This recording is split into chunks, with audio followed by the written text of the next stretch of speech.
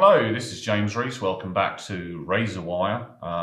Welcome to another edition of Coffee with Jim with my non-stolen mug.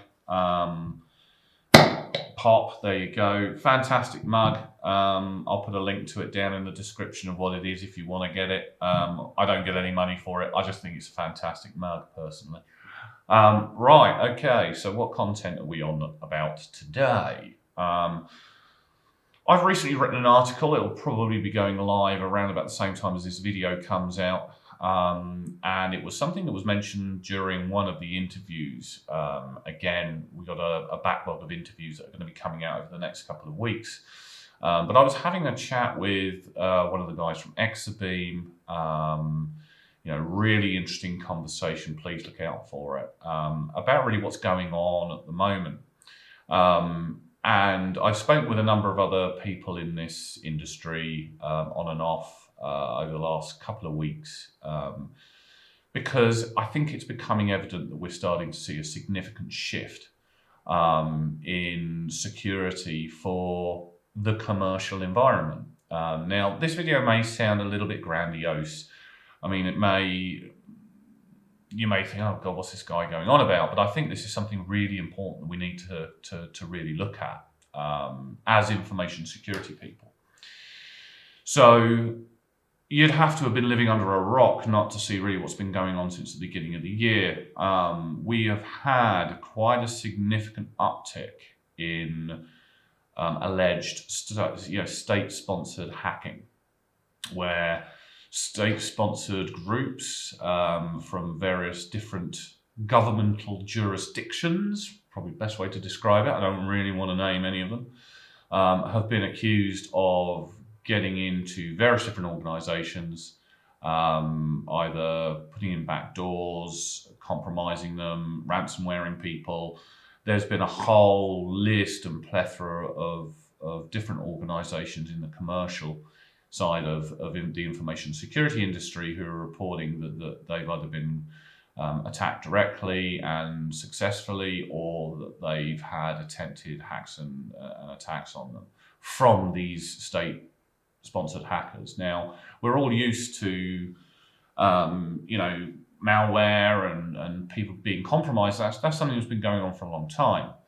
But I think that there's quite a worrying shift in the way that state-sponsored groups are working at the moment. They're becoming a lot bigger. The attacks are a lot more high profile. It's almost like, we all know that these groups have existed for a few years. We all know that they've been doing whatever it is they've been doing. There's been a few reports from different sources that this group did this, that group did that, this group released malware for this particular nuclear program. I'm sure you all kind of know roughly where that one is, came from. There's been a lot of reports and this kind of stuff. But seemingly it's been getting bigger and bigger and bigger over the last couple of months. People it's now less clandestine than it was before. And in my conversations with various different people, including some of the interviews, people are likening it to digital warfare. And it is really about true digital warfare. This is where we are. It sounds grandiose, I know, but we can't really ignore it anymore. We can't downplay it. I'm a big fan of Sun Tzu. Now, Sun Tzu was a general, a Chinese general in the 5th century BC, and he wrote a treatise called The Art of War. Hopefully most of you have heard of it before. It's been a published book now for far more years than I've been alive. And in some sort of circles, some business circles, and various other circles, it's been classed as required reading. Now, I came to read The Art of War many, many years ago because I'm into sword swinging and medieval battles and stuff like that. I'm not going to go into that, but yeah, that's the kind of stuff that I get up to in my spare time. I'm sure there's going to be some people asking about that, and maybe I will reciprocate with some info. But really, that's where I first got involved in it. And as a book, I mean, it's very, very good at being applied in a variety of different areas. As I said, in Japan, it's some required reading if you want to be, into business.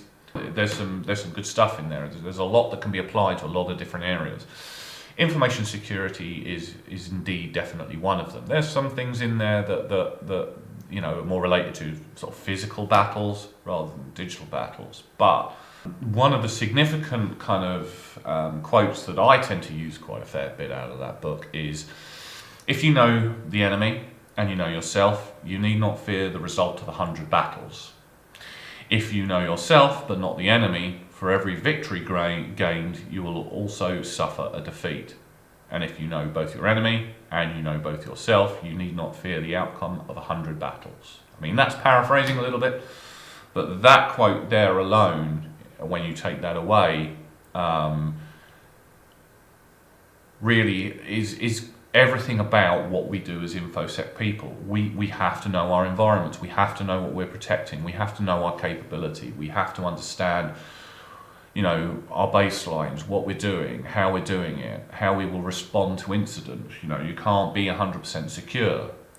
That's why we plan and war game instant responses to come up with battle plans, just in case something does really go wrong and we end up in a situation. I can talk about wargaming all day long in this space, and maybe I'll use that as another piece of content for a later date.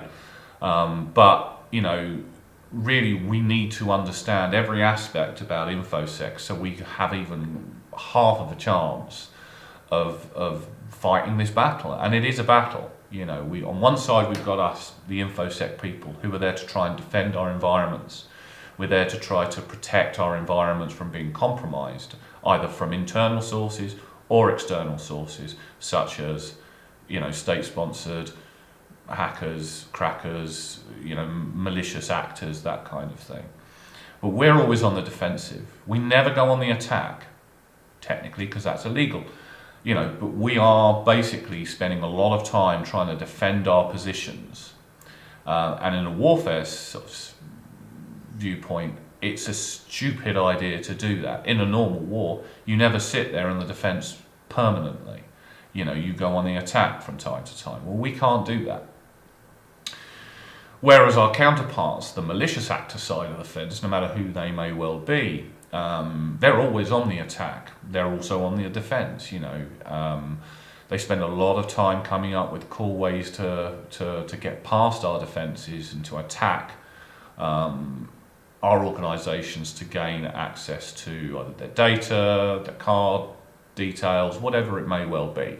There's a million different things that people could get. Or maybe they're just doing it for shits and giggles. Maybe they're doing it to prove a point, on a fundamental reason. But the state-sponsored side of the thing is what really worries me. The reason being, the state-sponsored guys, they're constantly fighting against one another. The government state-sponsored people, they're always trying to get a foothold in one another's network infrastructure, services, supply chains, third parties providing them with key software. There's this constant ongoing struggle that these government organisations are fighting. But there's no care from either side of that particular fence on the commercial side of it, which, in this type of warfare, the byproduct of a lot of this hacking, a lot of these compromises, is that commercial organisations who supply these key services to government organisations are potential targets for these individuals or these groups. And they've got no compulsion with what they're doing. They don't care. They've got their objective. So we're now fighting on a completely different level. We're trying to protect ourselves from groups of people who are some of the best equipped, who've got some potentially backdoors into software. We all know it happens. I mean, there's been a lot of news in the last couple of years about certain governments who want to have backdoors into encryption, or who have specifically tried to ensure that encryption is weak enough that they can break it. And there's two arguments to that. One is, we need to be able to defend our institution by being able to access information, being used either commercially or individually from individuals, so we can stop things like terrorists, so we can stop malcontents from having an effect on our society or our systems. But on the flip side of that, you've got other groups, a lot of us information security people and business people, as well as a lot of other people saying, well, no, because if we specifically put backdoors in, or we specifically weaken encryption so you can hack it and so you can break in and get what you need, it means there are going to be other people who could feasibly find those backdoors and exploit them accordingly, or use that weakened encryption for government institutions to be for themselves. And they are right. Where do we compromise security? We can't, because if we compromise security in one area, it's just going to have an effect in another. So where do we sit? Where do we stand with this? This ongoing fight where we're constantly on the defensive. Well, that's not going to change. The unfortunate reality behind the situation is that's not going to change. But we have to get very clever now on how we build our security baselines and how we approach information security. Information security 20 years ago, as I've said a lot of times, is very, very, very different from where it is right now. The challenges are different, the technology is definitely different, and the types of groups and individuals that we are worried about is dramatically changing. We've spoken quite a bit on this channel and in the interviews about DevSecOps, and changing the way that we apply security, and going in very basically from the ground up. I've spoken quite a bit how software and services need to have security baked in very much from the early stages of their inception all the way through their development phase until their final kind of release.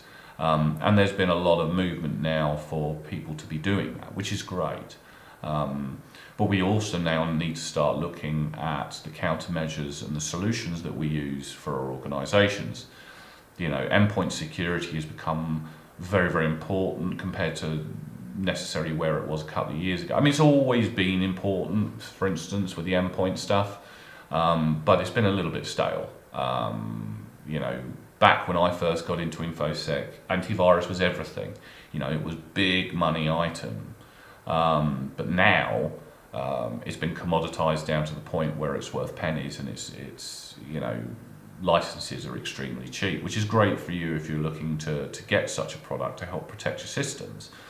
But when solutions become uber cheap, development seems to potentially drop in those areas because the profitability of that particular solution goes dramatically down. Now, we've seen a massive resurgence in that specific space because of the fact that now majority of people are working from home, and that doesn't look like it's going to change anytime soon. I've talked plenty about the paradigm shift of where we're going. But we need to also start looking in various other areas like multi-factor authentication. Again, multi-factor authentication has been around for a long, long time. The adoption has been reasonably slow in many respects. There are certain compliance requirements which have sped it up a little bit in certain areas. But I think we're all looking now at a reality where usernames and passwords to access your corporate systems or your infrastructure is not going to be anywhere near enough now. You need to have two-factor authentication these days. And it's a lot easier now. We're a predominantly digital world now. We've got phones that can do all kinds of crazy stuff compared to what they could a long time ago. You know, it used to be that you had a little kind of calculator type device, a token that you would use for your multi-factor authentication. But now, you know, biometrics is baked into mobile technologies, you know, in a way that it never was before. You know, push notifications and all kinds of ways of applying multi-factor authentication. And I think that's going to be quite a big thing going forward, and it should be. You know, if you don't have multi-factor authentication for access to your systems, then you really seriously need to look at it nowadays and really consider what you're doing. Encryption for data at rest. You know, it used to be encryption was a thing that you did when you were moving files from one digital location to another digital location. You know, we're all used to that. It's old technology now. Still very, very, very valid. Still very much recommend it. It needs to be up to date, obviously. And there's a lot of really good products out there that will encrypt your data during transit. But we also need to seriously start considering encrypting it at rest, and not just key data. I'm talking about potentially larger scale than that, and going for most of your data that you're storing, just in case somebody does get in. At least then you know, they might get copies of your data, but they're not going to be able to access it. You know, it defeats a lot of ransomware at that point, depending upon how that ransomware has been put in. Obviously, backups are another key thing to do there. But there's all kinds of areas of InfoSec that we now need to start seriously considering. A lot of organisations are using very old technology, old solutions that they've had for years and years and years. We need to start looking at modern solutions for the modern problems that we have. There's all kinds of new organisations popping up all over the place with really cool technology. You know, we partner with quite a few of them. If you are looking for recommendations on that, give us a shout, and we'll be more than happy to listen to what your needs are and help you out with that. Bit of a sales plug there. I know my sales department like me to do this from time to time. But you know, this digital war that we are sitting in the middle of means that we have to get much better with our applications for security and our baselines. As Sun Tzu said, we've got to understand ourselves and reevaluate where we are as an industry, where we are with what we're doing, so that we can now cater for not only those who are going to drop a bit of malware our way or try to deface a website, but also from potentially very sophisticated state-sponsored hacking groups who may be trying to hack into our systems because one of us has got a contract with some government body or a group of individuals or organisations that facilitate government body. Supply chain is everything these days. You're only as secure as your weakest link, as the old saying goes, and that's very prevalent today. So since a lot of our systems that we run are now becoming, as a service, pretty much everything these days is as a service. Cloud technology, infrastructure as a service, platform as a service. All of this stuff is being facilitated by third parties. Very rarely now can you get much in the way on-prem, as we call it. You can still get that option, but normally if you want an on-prem option rather than whatever cloud-based solution someone's trying to sell you, it's either double the cost or it's quite a significant rise in cost from the cloud-based version. We need to really seriously sit down and look at all of this and look at the technology that we're currently using and really evaluate whether it's effective anymore or whether we need to start putting some spend in that space to bring it up to speed. There's a lot of different areas that I could go into, and this video would end up being hours and hours long. I'll try to cover as much of that in future videos, but I think really what I'm looking at saying is, in the InfoSec space, we've got to get smarter in the way that we're fighting this battle. Yes, a lot of the older ways of doing things still apply, especially in the governance perspective, but attacks are getting far more sophisticated. They're being fought in a very different method than they were before, and we've got to wise up to it. So look out for the article. It's in QA at the moment. So I might have to change some aspects of it because sometimes my grammar can be a little bit fruity. But if you've got any comments or you've got anything that you want me to go into a little bit more detail, then please feel free to give me a shout, and I'll be more than happy to produce additional content or get in touch with you directly if needs be. You can find out how to communicate us down in the description. Please press like and subscribe, as well as sort of hit the little bell notification so you can get notification when new content is released. Really helps the algorithm, really helps us out, and gives us an incentive to really sort of push forward with additional content. Look after yourselves, have a great week, and speak to you soon. Goodbye.